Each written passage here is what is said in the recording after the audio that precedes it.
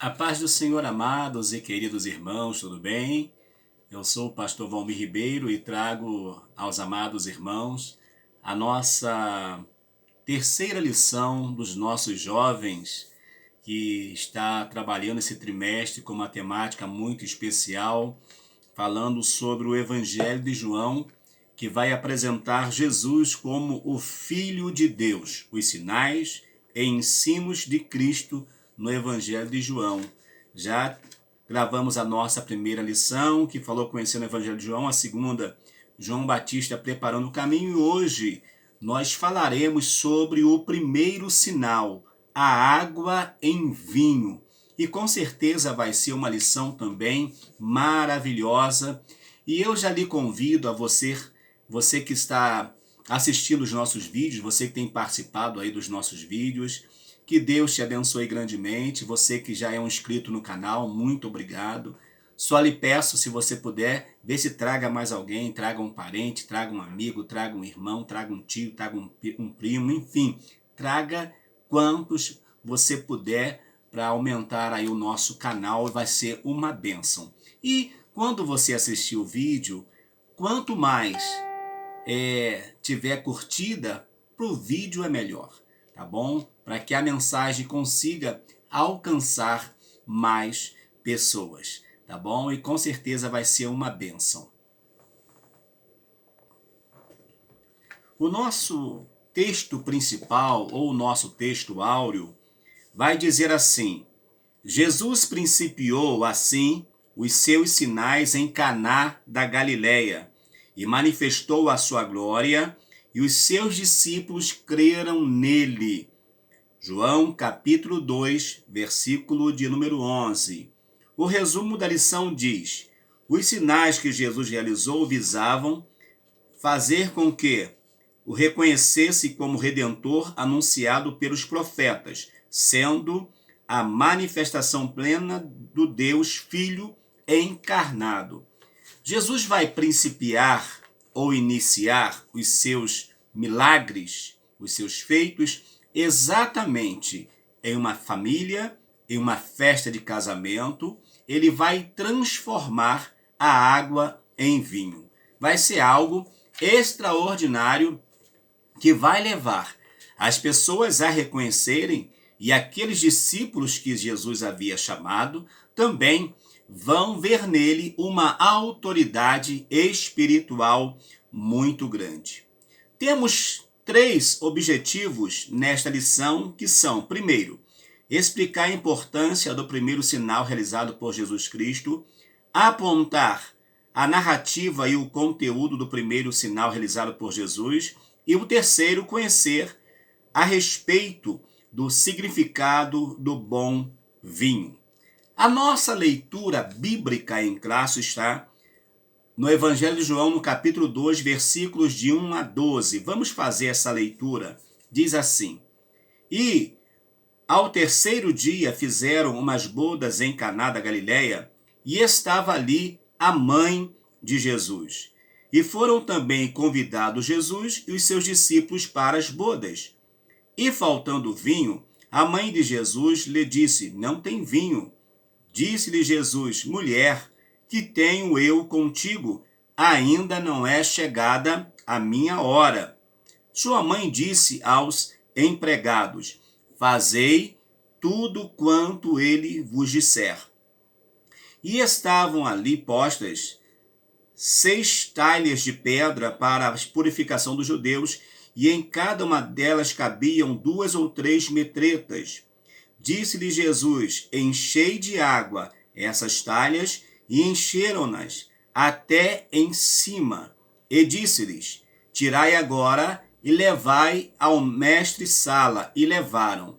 E logo o mestre-sala provou a água feita em vinho, não sabendo de onde viera, se bem que os sabiam os empregados que tinham tirado a água.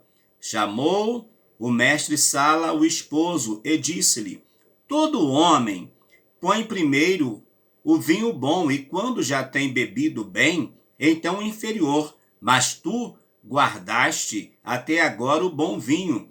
Jesus principiou assim os seus sinais em Caná da Galileia, e os seus discípulos creram nele. Depois disso, desceu a Cafarnaum, ele, sua mãe e seus irmãos e seus discípulos, e ficaram ali não muitos dias.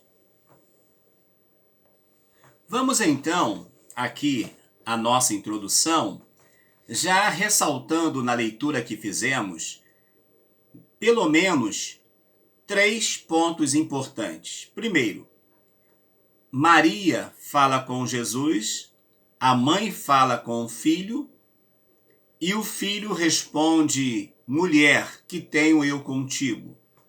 Jesus, naquele momento, trata Maria como sendo uma mulher.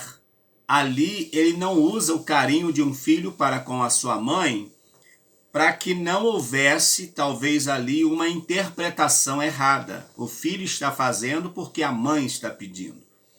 Então, nós vamos entender que Jesus ali fala: mulher, que tenho eu contigo. Ela, então, reconhece o seu papel, a sua função, e diz para os empregados: fazei o que ele vos disser. Foram, então, pegos aqui várias talhas, foram pelo menos trazidas talhas que eram para purificação, 6 talhas. Cada talha dessa cabiam aproximadamente 40 litros d'água. Ou seja, a festa era muito grande, muitos convidados, e a água era daquelas talhas, eram usadas para a purificação de quem vinha. Então Jesus pegou algo que já existia, com certeza eles limparam direitinho, fizeram a higiene, e então vão encher agora para que o milagre aconteça. Então esses pontos é bom já nós ressaltarmos aqui nesta lição. A introdução propriamente dita diz assim: como vimos na primeira lição, o Evangelho de João nos apresenta 7 sinais, 7 sermões e 7 declarações de Jesus acerca de sua divindade, todos com o mesmo propósito: revelar que aquele homem simples e humilde que habitou entre nós era o Cristo, o Messias de Israel, sendo ele o Filho de Deus, eterno, perfeito. João nos apresenta registro que demonstra que Jesus cuidou de não ser identificado como mais um dos mestres judaicos, ou mesmo como um Messias revolucionário que traria libertação política para Israel. Então nós vamos ver João preocupado não em apresentar um Jesus como sendo um político, um estadista. Não, ele vai procurar apresentar a Jesus como Filho de Deus. Não somente como mais um mestre, porque mestres na época já haviam muitos. Então não havia essa preocupação por parte de João estar apresentando Jesus como mestre. Embora as pessoas chamassem Jesus de mestre, que foi o caso do próprio Nicodemos, e os demais também chamavam de Rabi, de Rabone, enfim. Mas João vai trazer Jesus como Filho de Deus. Mais que um milagre, a completude das Escrituras. Sabemos que os 66 livros da Bíblia foram escritos por cerca de 40 homens que viveram em épocas, lugares e culturas distintas. Inclusive, estamos abordando toda essa temática da Escritura nas lições desse trimestre dos adultos. Os adultos estão estudando sobre a supremacia das Escrituras, que também tem sido lições maravilhosas que estamos gravando também para o nosso canal. Nós temos no nosso canal, além desse conteúdo dos jovens, conteúdo dos adultos, dos juvenis e também dos adolescentes. Então você tem um amplo repertório, ou podemos dizer assim, me fugiu a palavra agora, conteúdo, um amplo conteúdo que você pode ter acesso no nosso canal. Então as Escrituras, embora esses autores fossem autores diferentes, lugares diferentes, cultura diferente, personalidade diferente, nós vamos ver que a razão da Bíblia existir é o quê? É revelar a Deus, com certeza. É revelar a pessoa do Espírito Santo, com certeza. Mas o fundamental da Bíblia é apresentar o plano de salvação, apresentar o Senhor Jesus Cristo como Filho de Deus à humanidade. Então toda a Bíblia Sagrada, inclusive nós chamamos, hoje não se usa mais tanto essa expressão, mas a Bíblia tem um fio de ouro. A Bíblia tem um fio especial de Gênesis a Apocalipse que aponta para quem? Para o nosso Senhor e Salvador Jesus Cristo. Então a Bíblia, ela é completa em si mesmo e a sua narrativa, os seus livros irão apontar ou estão apontando para o nosso Senhor e Salvador Jesus Cristo. É um sinal específico. A inspiração plenária e verbal das Escrituras faz com que nenhuma parte do conteúdo escriturístico seja aleatório. Jesus operou inúmeros milagres, muitos não foram registrados, é verdade. Muitos não foram registrados porque quem seguia Jesus de repente não escreveu na hora ou esqueceu, enfim. Mas o que está na Bíblia, como escreve o apóstolo Paulo lá aos Romanos, é para a nossa edificação, é para o nosso conhecimento de quem, na verdade, é o Senhor. Então nós vemos aqui que, inclusive eu tenho um vídeo específico que nós estamos gravando, nós falamos sobre a inspiração divina, a inspiração verbal e a inspiração plenária ou plena da Bíblia Sagrada, ou seja, inspiração divina. Quem é que dá autoridade? Quem é que dá autoridade ao escrito bíblico? Deus. Então, o primeiro passo é quem está determinando, quem está falando, quem está soprando a palavra. É Deus. Então, nós vamos ver Deus inspiração divina, inspiração verbal, ou seja, Deus usou esses autores, esses homens para escrever a sua palavra, homens que foram inspirados pelo Espírito Santo. E a inspiração plenária ou inspiração plena da Escritura nos leva a entender que toda a Bíblia Sagrada ela é inspirada. Todo o conteúdo bíblico de Gênesis a Apocalipse inspirados pelo Senhor, ou são inspirados pelo Senhor, tá bom? Então não há nada que possamos falar assim, não, essa parte não tem nada a ver de inspiração. Tem sim, porque essa é a vontade de Deus. Então nós vamos ver que a palavra do Senhor, ela é maravilhosa, ela tem essa inspiração plenária e verbal. Deus usa os homens para escrever a sua palavra. Sabemos que agora Deus pode usar quem ele quiser usar, mas mensagens escritos não terão jamais o mesmo poder que tem a palavra do Senhor hoje. Em sua obra, A Bíblia Explicada, McNair observa que há 3 palavras traduzidas por milagres no Novo Testamento. A primeira é dunamis, que significa simplesmente manifestação de poder, obra poderosa. Segunda, semeion, significa um sinal. E a terceira, teros, que quer dizer maravilha. João nunca empregou a palavra dunamis e valeu-se da expressão teros somente uma vez e não relacionada à descrição de um milagre. Isso confirma que os discípulos de João tinham clara intenção doutrinária a respeito das heresias doutrinárias já reinante em seu tempo. E, com isso, tentavam prejudicar os fundamentos da igreja nos séculos seguintes. Ou seja, o evangelho de João vai ser um evangelho que pode ser usado como um evangelho também para apologético, no sentido de que usado para confrontar as doutrinas que são contrárias à divindade do nosso Senhor e Salvador Jesus Cristo. João, então, ele vai defender esta autoridade divina do nosso Senhor Jesus Cristo. A divindade sendo revelada. A sensibilidade espiritual de João levou a interpretar o milagre de Caná dentro do seu real propósito. Daí a relevância do uso da palavra grega semeon, que no dicionário Vini nos apresenta como marca, prova, indicação, o que distingue uma pessoa.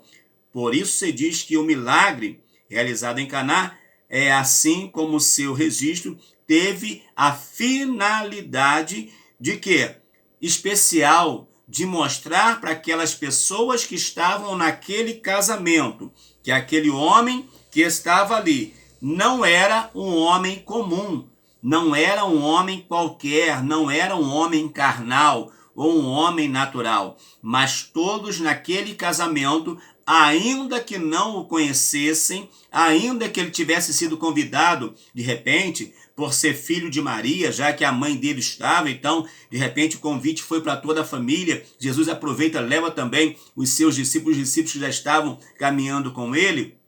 Então, a ideia de João aqui já é colocar Jesus, já é descrever Jesus operando um sinal com a finalidade, a partir desse sinal, que os discípulos soubessem a quem eles estariam seguindo. Porque os discípulos precisariam conhecer de fato quem era o Senhor, quem eles estariam seguindo. Então Jesus principia esse milagre ali nas bodas de Caná. Teve até um pastor aí de uma denominação, ele na sua palavra, ele vai até dizer que não sei por que Jesus começou logo o seu ministério multiplicando o vinho. Por que ele não fez algo maior? Por que não fez? Porque simplesmente Jesus não quis fazer outro milagre. Ele quis começar o milagre dentro de uma família. Então, naquele momento, o Messias estava sendo revelado como Deus para seus discípulos, como um ato inicial de uma série de outros sinais que realizariam, que viriam. Ali estava presenciando, mas os discípulos de Jesus iriam ter com ele, com o Senhor, momentos marcantes, momentos extraordinários. Eles viveriam com o nosso Jesus. A narrativa e seu contexto. Caná da Galileia. Caná da Galileia era uma grande cidade? Não. Caná da Galileia era como um bairro aí, o menor bairro talvez de onde você mora, você que mora numa comunidade grande, ou num bairro grande, ou numa cidade grande. Caná seria um bairro, talvez, se não o menor, mas um dos menores que você conhece aí. Então, Caná é o quê? Diz aqui João, é o único evangelista que registra eventos ocorridos no primeiro ano do ministério de Jesus. Dentre eles está o primeiro milagre, que é a transformação da água em vinho, que é o que estamos estudando em Caná da Galileia. Assim identificada para distingui-la de outra Caná, localizada na Síria, ao nordeste de Israel.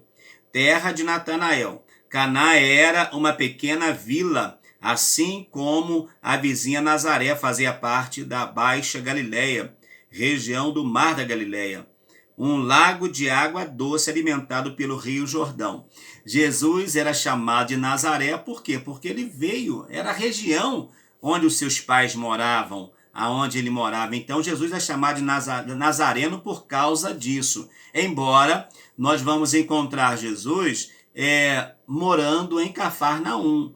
Jesus vai morar em Cafarnaum. Então nós vamos ver que Jesus, o seu ministério, a sua vida era uma vida simples. A sua casa era uma casa simples. O local onde ele morava foi um local simples. Não foi uma... Jesus não nasceu na metrópole da época, ou seja, na Jerusalém. Não, Jesus nasceu em uma aldeia, ou nasceu em Belém, e foi para uma aldeia de Nazaré. Ali cresceu, ali viveu, enfim. Nós vamos entender isso como sendo a provisão de Deus. Então, todo mundo, em um lugar pequeno, todo mundo conhece todo mundo, né? Todo mundo conhece todo mundo, então todo mundo conhecia a família de Maria e com certeza conhecia também Jesus desde pequeno. E quem sabe Jesus era até amigo do noivo que iria casar, né? Por isso também fora convidado. Faltou vinho. Um incidente inesperado põe Jesus em cena. A falta de vinho, nesse sentido, preocupa a mãe e leva a mãe a procurá-lo, numa indicação de que esperava dele uma solução para o problema. Maria sabia que Jesus era o Filho de Deus, que ela só havia sido o veículo. Jesus encarnou no seu ventre, mas ela sabia que a qualquer momento Jesus iria iniciar o seu ministério. Então ela aproveita, mas como nós já dissemos lá no início, Jesus vai dizer: mulher, ainda não é chegada a minha hora. A hora que chegar o meu momento, deixa comigo. Então, nesse momento, então, ela também vai dizer para os empregados: olha, fique atento naquilo que ele vai falar. Há entendimentos diferentes acerca da motivação desse diálogo, mas a resposta de Jesus nos leva a entender que Maria realmente esperava uma ação miraculosa, porque bem sabia quem era Jesus e a quem o anjo lhe anunciara como Filho de Deus. Então Maria conhecia quem ela carregou no ventre e sabia que a qualquer momento ele iria se manifestar. A expectativa de Maria. Havia no coração de Maria uma expectativa pela manifestação de Jesus no mundo, tanto pelo anúncio do seu nascimento e propósito, quanto por declaração que ele fazia a respeito de sua missão. Nesse contexto que Jesus responde: mulher, que tenho contigo, ainda não é chegada a minha hora. Para além de a mãe e o filho, havia entre eles um relacionamento espiritual. Maria, ela vai reconhecer Jesus como sendo seu Senhor. Então, Jesus é o Senhor de Maria. Maria não é senhora de Jesus. Jesus é o Senhor de Maria. Maria vai reconhecer Jesus como sendo o seu Senhor. O bom vinho, uma mensagem a Israel. Israel, por muito tempo, ele é considerado como a videira que é cuidada, a videira que é tratada, a videira que o lavrador vai, cuida, zela, rega, trata, coloca fertilizante, poda para dar mais frutos, mas infelizmente Israel como videira, Israel falhou.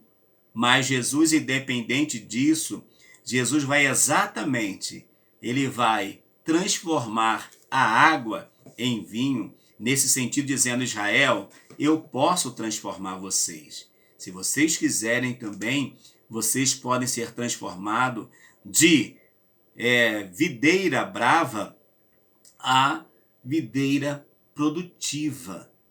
Depende de vocês, tá certo? Os judeus rejeitaram todas as oportunidades que receberam durante o antigo pacto. Como nação escolhida, foi quebrada por sua incredulidade.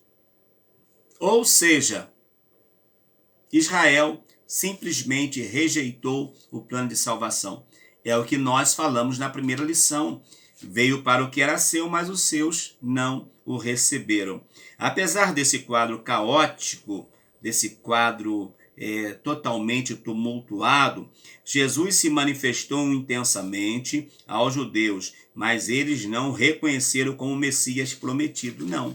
Porque Jesus não era um revolucionário. Eles queriam Jesus que viesse fazer guerra, mas Jesus não veio para isso. A água em vinho representa a chegada de um tempo de verdadeira alegria, disponível não somente para Israel, mas para todas as pessoas. É um interessante que vinho na Bíblia tem esse sinônimo de alegria, de prazer. E é exatamente isso que Jesus trouxe àquele casamento. Eu já falei em algumas cerimônias dizendo o seguinte: imagine bem, queridos, um casamento onde já começa com tristeza, aonde a alegria, acaba a alegria no meio do casamento. Já pensou que coisa terrível? Ainda bem que convidaram a pessoa certa e o milagre aconteceu. Então Jesus ele vai transformar, como ele podia transformar também toda a tristeza de Israel em alegria, como ele pode transformar e tem transformado a tua tristeza, a minha tristeza também em alegria. Vale um glória a Deus aí? Então dê um glória para Jesus, porque é coisa maravilhosa, é muito bom. Quando o vinho acaba, além do propósito de revelar a divindade de Cristo e ser uma mensagem para Israel, esse texto sagrado tem também para nós uma mensagem eloquente. Ou seja, queridos, muita gente às vezes estão acostumada em uma mensagem fria, uma mensagem vazia, uma mensagem sem transformação, uma mensagem que não transforma, mas a mensagem que Jesus apresenta aqui é uma mensagem que transforma, é uma mensagem que alegra, é uma mensagem que muda um quadro, muda uma história, muda uma trajetória. Imagine aquele pai, aquele noivo, aquela família, que vergonha eles viveriam. Mas Jesus estava ali para mudar aquele quadro, para mudar aquela situação. Acredite, Jesus também muda a sua situação. O momento de crise é propício para a reflexão, e quando se percebe que as alegrias que vêm dos prazeres dessa vida, sejam elas lícitas ou não nos satisfazem e são passageiras. Ou seja, eu achei interessante aqui porque tem pessoas que têm prazer em se alegrar em coisas ilícitas. Mas tem coisas lícitas também que nós podemos nos alegrar. Estar com um amigo, sair com a família, para um aniversário, para comer uma pizza, comer um churrasco, para ir à praia, para ir um aniversário. Tudo isso são coisas boas, mas passam. São alegrias de momentos, não são alegrias eternas, são alegrias que vão passar. Então Jesus veio para trazer uma alegria duradoura, uma alegria eterna, uma alegria que faria toda a diferença. Acredite, Jesus tem um vinho novo para a sua vida e para a sua família. Enchei-vos do Espírito. Ao falar sobre vinho, é importante ter firmes a recomendação bíblica quanto aos perigos de bebidas embriagantes. São muitas as discussões acerca do tipo de vinho referido no Novo Testamento, se fermentado ou não, inclusive no texto ora analisado. Eu acredito, irmãos, que ainda que eles tivessem o vinho fermentado naquela festa, mas o vinho que Jesus vai transformar não foi um vinho fermentado. Tanto que o mestre Sala nunca havia experimentado um vinho como aquele. É como nós cantamos na ceia, um vinho sem mistura ele dá. O vinho que Jesus dá não precisa ter mistura, não precisa ser fermentado, não precisa ter graduação alcoólica. Ah, pastor, mas eu gosto de beber um pouquinho, então beba. Se você gosta, faça, mas fale com Jesus primeiro. Senão, não faça. Não contamine o templo do Espírito Santo. Paulo vai nos orientar a não nos embriagarmos com o vinho em que há contenda, porque o vinho pode trazer contenda, pode trazer dificuldade, pode trazer tantas coisas, mas ele diz para mim e para você: enchei-vos do Espírito. Vamos encher do Espírito. Que Deus nos abençoe, sejamos cheios do Espírito, que tenhamos ou que façamos tomamos posse desse vinho novo para a nossa vida. Concluindo a nossa lição de hoje, você já deu seu like? Já se inscreveu no canal? Faça isso e traga mais alguém. É bênção, compartilhe essa lição. Essa lição pode ser compartilhada não só para os jovens, porque é a palavra de Deus. Estudamos a respeito do primeiro milagre realizado por Jesus como sinal de sua divindade. Os discípulos que já haviam declarado ter achado o Messias traduzido é o Cristo, agora não tinham oportunidade de vê-lo manifestando sua glória como unigênito do Pai. conservemos firme nossa fé e esperança nesse Salvador eterno, verdadeiro homem e verdadeiro Deus. As duas naturezas. Jesus, quando vem na natureza humana e na natureza divina. Ele esteve na sua natureza humana e na sua natureza divina. Tá certo? Que Deus te abençoe. Lhe convido a vir comigo na próxima lição. A próxima lição vai falar que você precisa nascer de novo. Não você somente, eu também precisei nascer de novo. Que Deus te abençoe. Te aguardo na nossa próxima aula, que eu acredito que vai ser uma bênção. Um bom domingo para você, para toda a sua casa e toda a sua família. Não sei que hora você vai assistir esse vídeo, mas enquanto você estiver assistindo, receba o vinho novo na tua vida, em nome do nosso Senhor e Salvador Jesus Cristo. Amém.